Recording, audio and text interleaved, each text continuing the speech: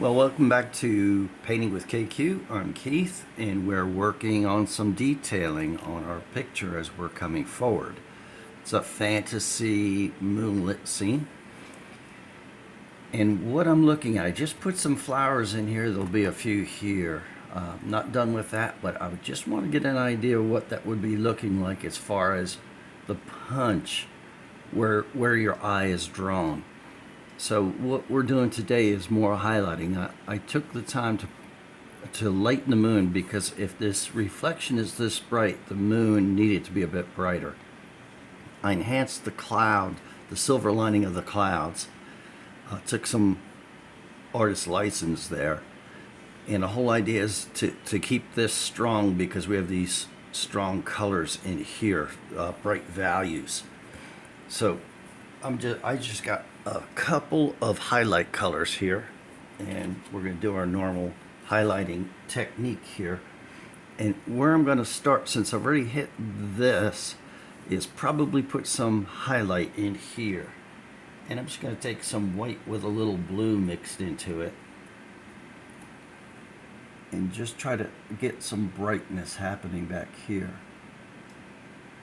And I'm not going crazy, just a little bit of brightness to bring your eye into it. I don't want a lot of detail here. For me, this is very distant, so I want to keep it distant.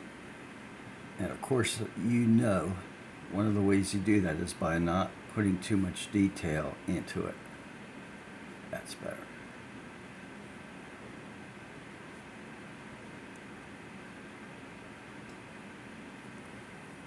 And see, for me already, that's bringing some more detail in. Now this is fairly bright, and to me that's one of the areas, and again I'm just using white with some blue in it.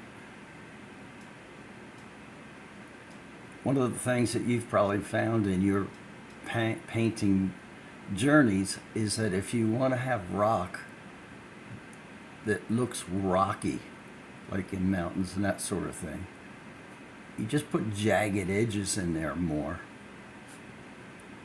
And it helps define the fact that you have a rocky edge. Whereas here, this is a smoother edge coming across here. Here it's rocky coming across here, so it's more jagged, if you would. So in that case, I just put those more jagged, short strokes in there to keep it looking like it's in keeping with the rest of that mountain. I just come down here, and that still looks very distant. This is misty further back. This has a little more definition, a little more contrast in colors between the dark and the light. And that's kind of what I was looking for. If you want less contrast, you do whatever you like. That's the beauty of this.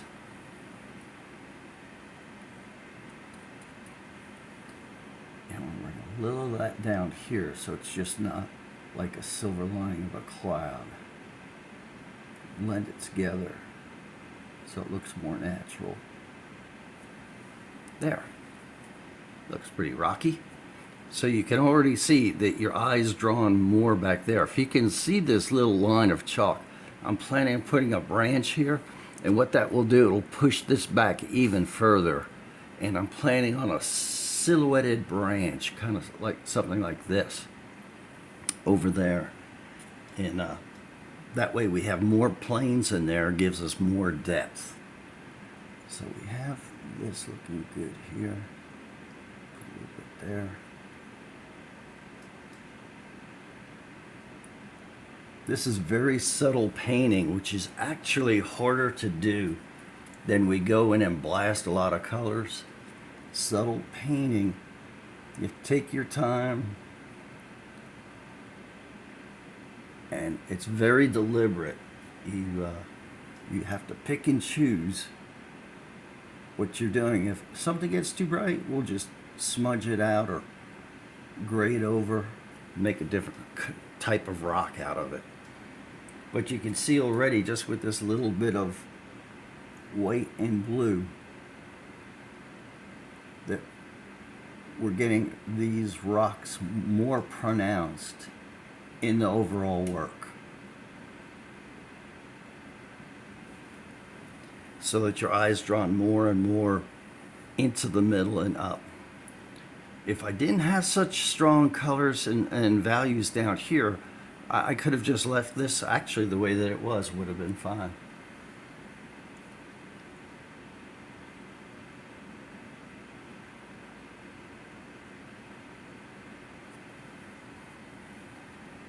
I know it seems minute, the little details that I'm putting in. That's just kind of my style. Is I like the details, and I'll play with it for quite some time.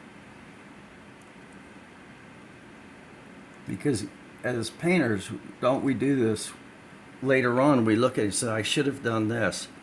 I like to take enough time to where I don't look back and say I should have, and give it the big effort right here and now.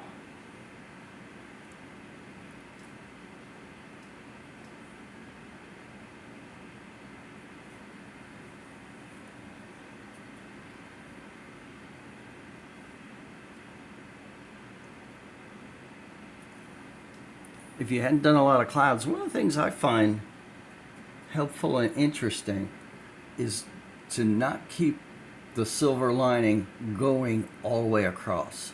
I like to put a break in it, say go up like that, maybe put a dot here and there. To me, that's very interesting and realistic. You notice there's some breaks in the silver lining here. If you haven't done a lot of clouds, that will really help you there. See how this is broken up? And if you wanted to, you could put something just like that, a vague suggestion. Then you have the different values, which looks, to me, more realistic. And I like doing that. So next time you're doing clouds, you might try that if you haven't already.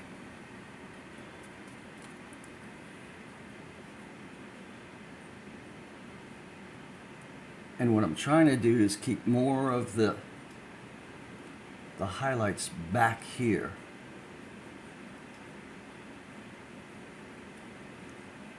As opposed to here. Just like the moonlight's stronger here.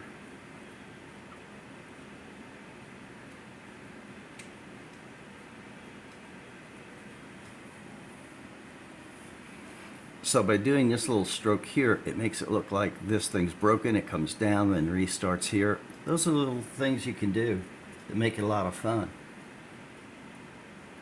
And you give yourself more interest in your work. And again, I'm just using the very light blue and white. It's what I'm using today is phthalo blue. It's a bright blue, as opposed to the Prussian blue, which I like. I use it a lot.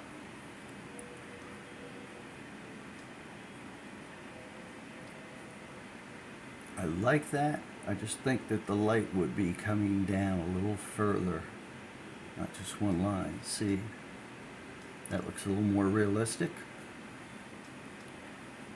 And then I'll come over to here. The next thing that we're going to do is work on these flowers and then just do finish up work. See how the colors dry, because remember these are acrylics and they dry much 2 shades darker. But what we've got there pretty much looks like it's going to do the trick. And then we'll just enhance it a little bit as we see fit. So anyway, I hope these detailing tips are helping you on the overall work. And we'll get these flowers done, maybe enhance some lily pads here. And I hope you have an awesome day today. And I'll see you next time here at Painting with KQ. Have an awesome day.